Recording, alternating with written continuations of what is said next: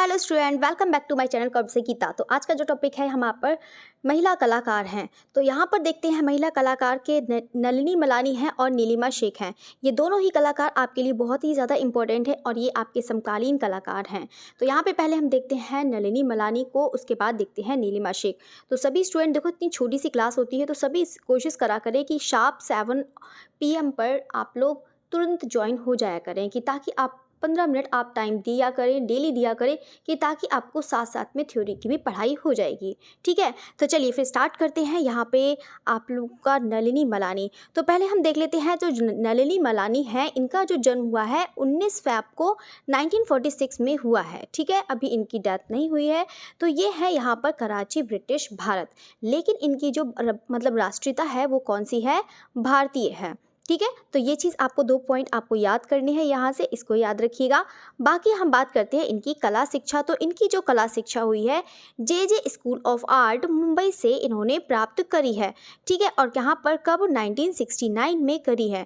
अब हम बात करते हैं इनकी शिक्षा के बारे में हो गई। बाकी इनकी जो राष्ट्रीयता है ये याद रखिएगा। बाकी ये ब्रिटिश भारत, यहाँ कराची ब्रिटिश भारत, ये 19 फ़रवरी को यहाँ पर 1946।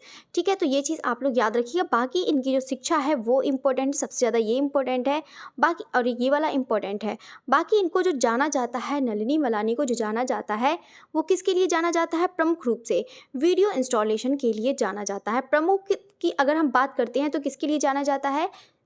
तो इनको वीडियो इंस्टॉलेशन के लिए जाना जाता है। ये चीज़ आपको याद रखना है। इसके साथ साथ ये क्या करते थे?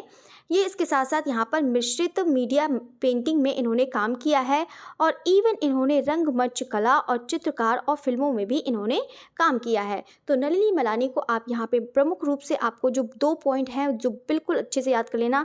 एक है यहाँ पर शिक्षा, आप लोग याद रख लेना। दूसरी चीज़ है कि यहाँ पर वीडियो इंस्टॉलेशन के लिए जाना जाता है। ये देखो, ये आपका इतना बड़ा चैप्टर नहीं है, इतना ज़्यादा आपको पढ़ाने की भी ज़रूरत नहीं है। जो चीज़ यहाँ से पूछी जाती है वो चीज़ मैं आपको बता रही हूँ, बस आप उसको बहुत अच्छे से लर्न कर लीजिएगा। तो यहाँ पर है ये चीज़, 2 पॉइंट यहाँ से याद रखिएगा। बाकी तो इसके साथ साथ इन्होंने मिश्रित मीडिया में काम किया है, और इवन यहाँ पे रंगमंच कला, यहाँ पर चित्रकार और फिल्मों में इन्होंने काम किया है। ठीक है, तो ये चीज़ पॉइंट क्लियर हो गया। नेक्स्ट पॉइंट की तरफ बढ़ते हैं। यहाँ पर जो दिल्ली में, देखो दिल्ली में इन्होंने भारतीय महिला चित्रकारों की पहली एकल प्रदर्शनी नलिनी मलानी ने लगाई। मतलब अभी तक दिल्ली में इन्होंने भारतीय महिला चित्रकारों की अभी तक मतलब किसी ने, मतलब जो है किसी ने नहीं लगाई थी। वो दिल्ली में इन्होंने भारतीय महिला चित्रकारों की, क्योंकि भारतीय महिला चित्रकारों की लगाई थी। ठीक है, तो ये चीज़ पॉइंट ध्यान देने वाली बात है। तो यहाँ पर दिल्ली में इन्होंने भारतीय महिला चित्रकारों की पहली एकल प्रदर्शनी नलिनी मलानी ने लगाई थी। ठीक है, किसकी? भारतीय महिला चित्रकारों की। तो यहाँ पर है, भारत विभाजन के पश्चात नलिनी मलानी कोलकाता आई थी। ठीक है, जब भारत विभाजन हुआ, क्योंकि उनका तो जन्म हुआ था कब? 1946 का हुआ है, और यहाँ पर भारत विभाजन के बाद ही कहाँ पर आ गई थी? नलिनी मलानी कोलकाता में आ गई थी। ठीक है, तो ये चीज़ भी याद रखिएगा पॉइंट। तो अब हम नेक्स्ट पॉइंट की तरफ बढ़ते हैं कि मलानी ने अपना पहला वीडियो जो काम किया था, वीडियो इंस्टॉलेशन है, वो कौन सा है? ड्रीम हाउसेस है। अभी मैं आपको पिक्चर्स दिखा दूंगी तो आपको और क्लियर हो जाएगा। ठीक है, तो ये चीज़ याद रखिएगा। बाकी इन्होंने बनाया है 1969 में बनाया है इन्होंने ड्रीम हाउसेस का। ठीक है, तो ये चीज़ आप लोग अच्छे से याद रखिएगा। तीसरा पॉइंट है, आप देखो 2 पॉइंट आपको याद रखना है। कला शिक्षा इनकी जे स्कूल ऑफ आर्ट मुंबई से हुई है। ठीक है, ये चीज़ याद रखिएगा।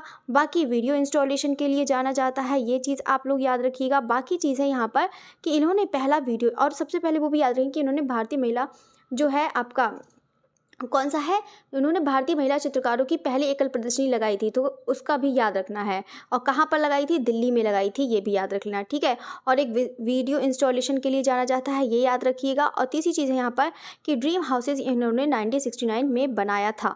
तो ठीक है, ये चीज़ पॉइंट क्लियर हो गया। नेक्स्ट हम बढ़ते हैं, यहाँ पर उनके कार्यों में विभिन्न संग्रहालयों में दिखाया जाता है।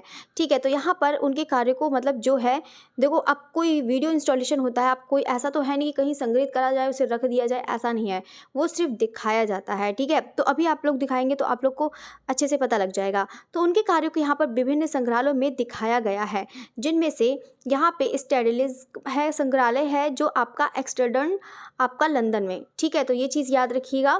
देखो, जो जो आपको पॉइंट बताती जा रही हूँ उसको बहुत अच्छे से याद रखिएगा। एक बार मैं रिपीट कर देती हूँ, यहाँ पर कौन सा हो जाएगा आपका? स्टेडलिस हो जाएगा। स्टेडलिस संग्रहालय एम्स्टर्डम, ये है लंदन में। ठीक है। और ये इवेंट आपका राष्ट्रीय गैलरी है और यहाँ पर न्यूयॉर्क में इन्होंने आधुनिक कला संघ में संगीत में शामिल किया था। ठीक है, मतलब इतनी जगह यहाँ पर इन्होंने यहाँ पर इंस्टॉलेशन ये चीज़ दिखाया है। ठीक है, तो अब हम बात करते हैं, नेक्स्ट पॉइंट है यहाँ पर इनकी प्रमुख कृति। तो इनकी प्रमुख कृति देखते हैं। देखो, ड्रीम हाउसेस तो मैंने आपको बताया था, ये इनकी पहली वीडियो इंस्टॉलेशन थे जो इनका 1969 में इन्होंने बनाया था। गेम पीसीज है, मोस्ट इंपॉर्टेंट है, इसको भी याद रखिएगा। यहाँ पर 2003 में बना है, ये भी आपका वीडियो इंस्टॉलेशन है। देखो, आप लोग भी जानते हैं इन्होंने उसमें कला में भी काम किया है। तो हेलमेट मशीन है जो आपका, ये भी आपका है, याद रखिएगा। यहाँ पे इच्छाओं का शहर है और एक आपका यूटोपिया है। देखो, यूटोपिया मोस्ट इंपॉर्टेंट है, इसको याद रखिएगा क्योंकि ये 2022 का है। ठीक है, ये अभी फ़िलहाल का है, तो मतलब 2022 इतना मतलब पुराना भी नहीं है, तो ये अभी नया है। तो यूटोपिया आप लोग ज़रूर याद रखिएगा, ये मोस्ट इंपॉर्टेंट है, तो इसको ज़रूर याद रखिएगा। तो अभी हम इसके बारे में बात करते हैं, इनके पुरस्कार। देखो, इनके पुरस्कार हैं, सबसे ज़्यादा इनके पुरस्कार जो सबसे ज़्यादा याद करने वाली है वो चीज़ आपको मैं बता देती हूँ।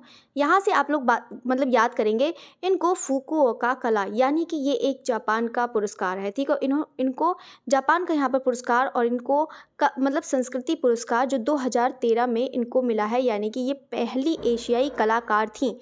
यानी कि जो मतलब नलिनी मलानी है, ये एक पहली एशियाई कलाकार हैं जिनको यहाँ पर किसका पुरस्कार मिला है, यहाँ पर फुकुओका कला और संस्कृति पुरस्कार मिला है। ठीक है, मतलब ये जापानी नाम है तो उसको नाम भी लेने में थोड़ा वो लग रहा है। तो फुकुओका है, कला और संस्कृति पुरस्कार मिला है इनको, 2013 में मिला है। और ये इनकी पहली, और ये नलिनी मलानी एक पहली एशियाई कलाकार है जिनको ये पुरस्कार मिला था, फुकुओका और कला संस्कृति पुरस्कार। ठीक है, और सबसे पहली बात, ये भी पहली कलाकार है। मतलब आप लोग खुद देख सकते हैं ये पहली कौन सी हो जाएंगी कि एक चीज़ तो पहली ये हो जाएगी कि इन्होंने भारतीय महिला चित्रकारों की, मतलब भारतीय महिला चित्रकारों की पहली एकल प्रदर्शनी कराई थी। ठीक है, मतलब लगाई थी। और दूसरी चीज़ है कि यहाँ पर ये पहली एशियाई कलाकार है और यहाँ पर पहली समकालीन कलाकार है जिनको जॉन मीरो का पुरस्कार मिला था, किसमें, 2019 में। मोस्ट इंपॉर्टेंट है ये वाला, तो आप लोग बहुत अच्छे से याद करना, ये तो बहुत ही ज़्यादा इंपॉर्टेंट है, इसको अच्छे से याद कर लेना।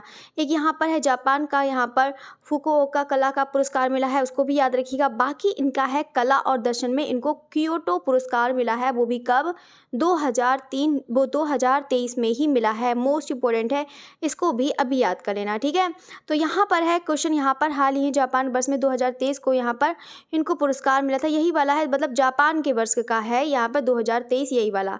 ठीक है, ये फुकुओका वाला है, यही चीज़ है। ठीक है, तो ये चीज़ याद हो गया। तो जितने भी पुरस्कार हैं इनके तो सब याद करना, इतना ज़्यादा है नहीं, तो आप लोग बहुत अच्छे से लर्न कर सकते हैं। तो जितना मैं आपको बताती जा रही हूँ, बस आप कोशिश करा करो, बहुत अच्छे से लर्न करो, आपका एक भी क्वेश्चन नहीं छूटेगा, इस बात की गारंटी मैं देती हूँ कि आप लोग बस उतना लर्न करते जाइएगा। बाकी तो मैं प्रैक्टिस कराती ही हूँ, बाकी तो सब कुछ करा ही देती हूँ। तो यहाँ पर आपको मैं बता देती हूँ नलिनी मलानी का यहाँ से क्या क्या याद करना है। तो एक बार प्लीज़ आप लोग सब लोग ध्यान से सुन लीजिएगा, फिर उसके बाद मैं चित्र बताती हूँ। चलो, चित्र बाद में दिखा देती हूँ। पहली चीज़ आपको यहाँ पर मतलब याद रखनी है कि नलिनी मलानी का जो जन्म हुआ है यहाँ पे 1946 में हुआ है। कहाँ पर, कराची में जन्म हुआ है। लेकिन इनकी जो राष्ट्रीयता है वो कौन सी है, आपको पता है राष्ट्रीयता कौन सी हो जाएगी, इनकी भारतीय राष्ट्रीयता हो जाएगी, ये चीज़ आपको याद रखना है। बाकी ये जो जानी जाती हैं नलिनी मलानी, वो वीडियो इंस्टॉलेशन के लिए जानी जाती हैं। किसके लिए जानी जाती हैं, वीडियो इंस्टॉलेशन के लिए जानी जाती हैं। ठीक है, तो ये चीज़ पॉइंट आप लोग अच्छे से याद कर लीजिएगा। बाकी नेक्स्ट पॉइंट है यहाँ पर कि ये भारत की, ये मतलब जो है, मतलब दिल्ली में इन्होंने मतलब जो थी कौन सी प्रदर्शनी लगाई थी, आप लोग बताइएगा। तो दिल्ली में यहाँ पर बता देते हैं कि दिल्ली में इन्होंने भारतीय महिला चित्रकारों की, कौन सी, भारतीय महिला चित्रकारों की, ठीक है, इन्होंने क्या करी थी, एकल प्रदर्शनी लगाई थी। ठीक है, ये चीज़ याद रखिएगा। बाकी हम बात करते हैं इनका जो सबसे पहला वीडियो इंस्टॉलेशन जो है वो कौन सा है, आप लोग बताइएगा। इनका कौन सा पहला वीडियो में इन्होंने काम किया है, वीडियो इंस्टॉलेशन में कौन सा काम किया है, आप लोग बताइए। तो किस में काम किया है, इन्होंने ड्रीम हाउसेज में काम किया है। ठीक है, ड्रीम हाउसेज।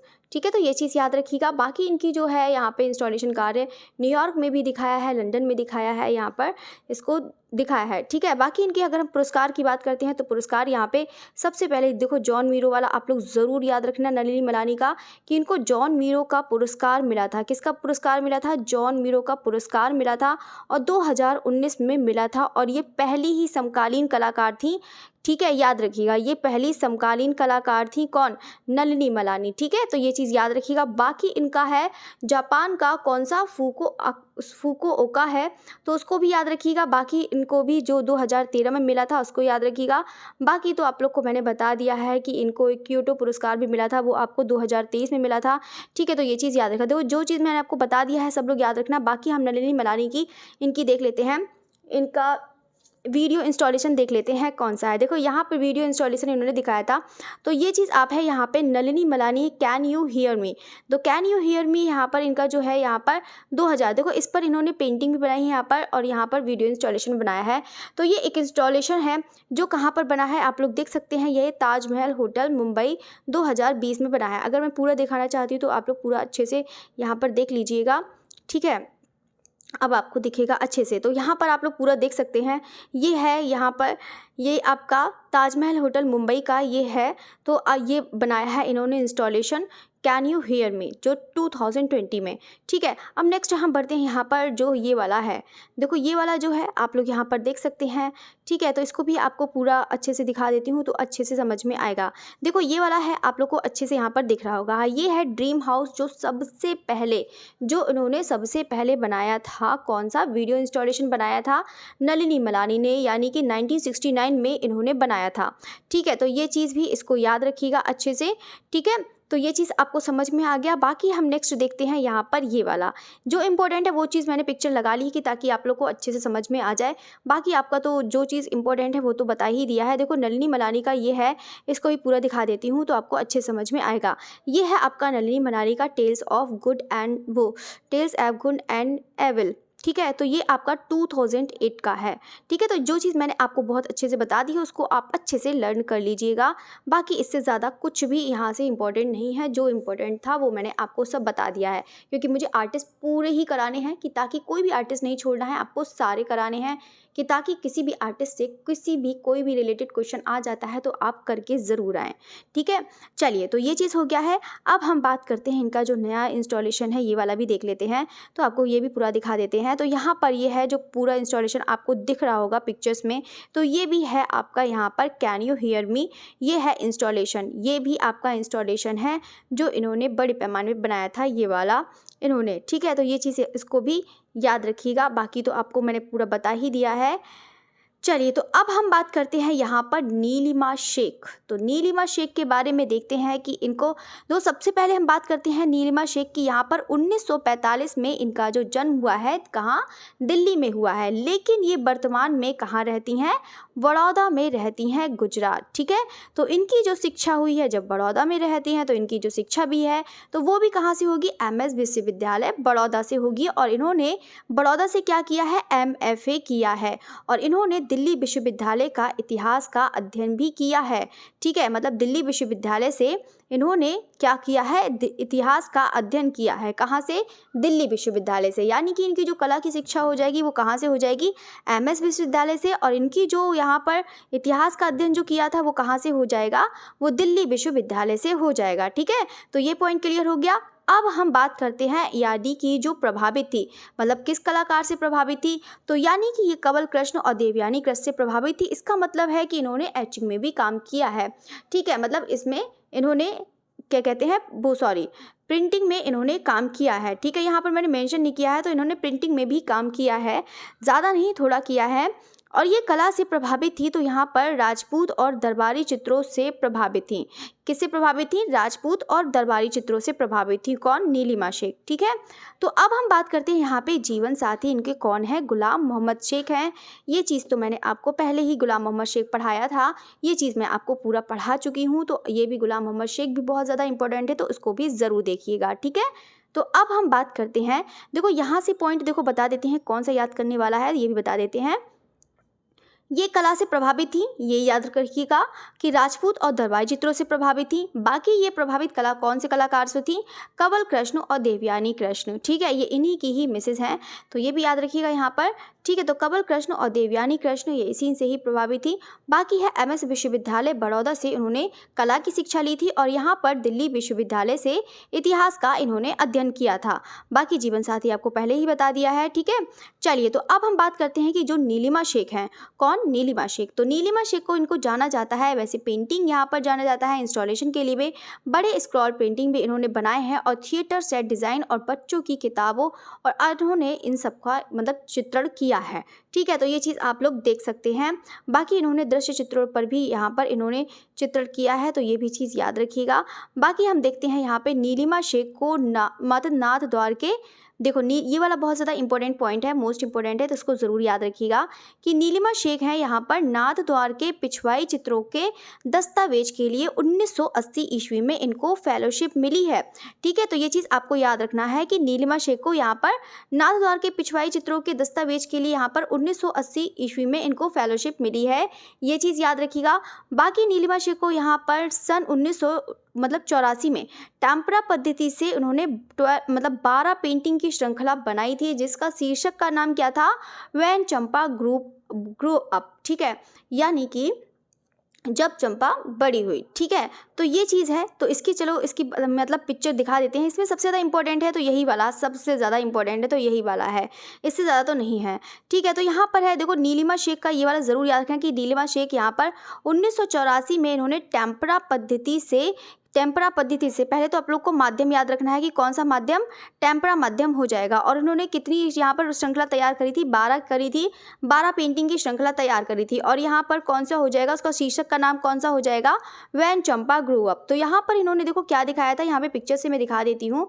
ये पिक्चर्स तो आपको सभी को दिख रही होगी, यही वाला है आपका व्हेन चंपा ग्रो अप। ठीक है, ये जो आप लोग है यहाँ पर व्हेन चंपा ग्रो अप। ठीक है, चंपा ग्रो अप ये तो है। देखो यहाँ पर आप लोग को बता देते हैं कि इस मतलब ये जो है इसमें इन्होंने सीरीज़ में क्या दिखाया है कि मतलब जब चंपा जो भी है यहाँ पे लड़की है जो अविवाहित थी, तो उस टाइम में देखो छोटी थी तो आराम से खेलती कूदती थी।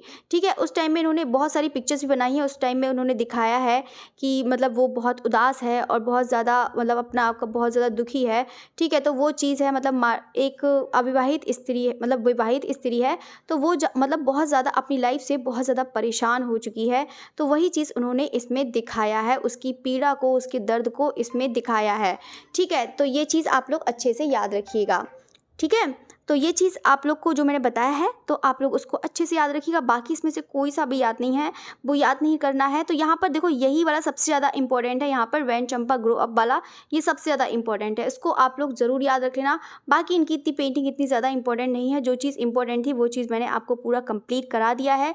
बस जितना आपको देती जा रही हूँ, देखो इतनी भी बड़ी क्लास नहीं होती है, तो आप कोशिश करा करें कि आप लोग अच्छे से उसको लर्न करा करें। बाकी मैं फिर से आप लोग को टाइम बता देती हूँ कि डेली जो आपकी क्लास होगी वो 8 बजे क्लास होगी। नेट वाले हों चाहे कोई सी भी हो, वो आपका इंपॉर्टेंट क्वेश्चन कराती हूँ। उसमें आर्ट में विजुअल आर्ट के होते हैं क्वेश्चन, बहुत ज़्यादा इंपॉर्टेंट है, आपके इसमें भी पूछ लिए जाते हैं। ठीक है, तो पूरा डिटेल्स में पढ़ाएंगे। ठीक है, और यहाँ पर बाकी आपका 2 बजे मॉक टेस्ट चलेगा, लाइव मॉक टेस्ट चलेगा। तो सभी लोग बताइएगा कि कितना है जो भी है। ठीक है, तो आप लोग अच्छी से तैयारी करिए, बाकी आप लोग पढ़िए। ठीक है, ओके, थैंक यू एवरीवन। फिर कल मॉर्निंग में मिलते हैं। Okay, again thank you.